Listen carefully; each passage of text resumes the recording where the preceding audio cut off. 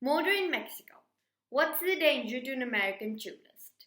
Geography, economics, and history have resulted in the United States and Mexico becoming tightly intertwined, with Mexico's manufactured goods benefiting the US market and US tourists helping Mexico's economy. Mexico's proximity to the United States, however, has also spawned powerful and deadly crimes south of the Rio Grande, some of which can ensnare Americans.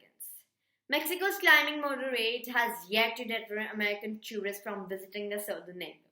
Last year's US tourist figures are not yet available, but it's safe to assume that the tally will come in higher than the 35 million that visited the country in 2017. The US Department of State has issued warnings advising against travel to 5 Mexican states. Between June 2017 and June 2018, 238 Americans died in Mexico, amounting to 29% of all US citizens who perished overseas during the period, according to the US Department of State. But in terms of homicide, Mexico looms much larger in the figures. Of the 152 who were murdered overseas during the 12 months in question, exactly half died in Mexico. Naturally, however, the question of scale is paramount in interpreting the figures. The 35 million US tourists who visit Mexico dwarf the number of the compatriots who go to nearby destinations such as Jamaica. And while just 6 Americans fell victim to homicide in the latter, the murder rate of US citizens is, per capita, higher on the Caribbean islands than it is in Mexico. To put things further into perspective, Chicago has a population of 2.7 million, about the same as the number of Americans that live in Mexico. Last year, however, 561 people died in homicides in the Windy City, more than 7 times the number of Americans who were murdered in Mexico.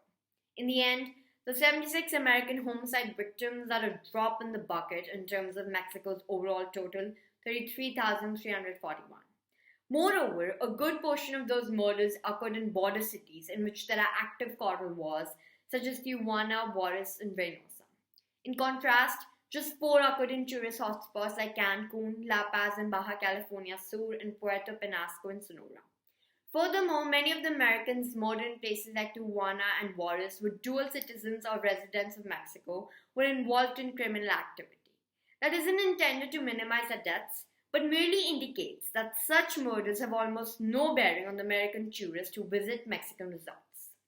And even in states with significant resorts in which the murder rate is increased, such as Quintana Roo, which is home to Cancun, the number of American tourists killed there remains quite small. Violence in Cancun, for example, is quite common. An attack on a bar there on Feb 16th killed 5 people, but most of the violence occurs far from the tourist zones along the beach.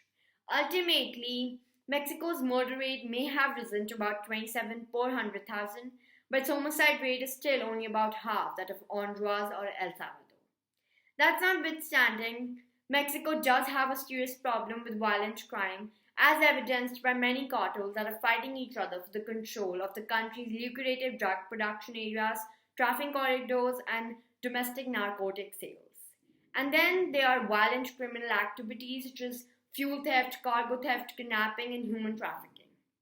Cartel members also tend to wield military-grade weapons, which they do not hesitate to use on rival gangs or security forces, often resulting in collateral damage. For the time being, exercise proper situational awareness and common sense security, and you're unlikely to encounter many problems on a trip south.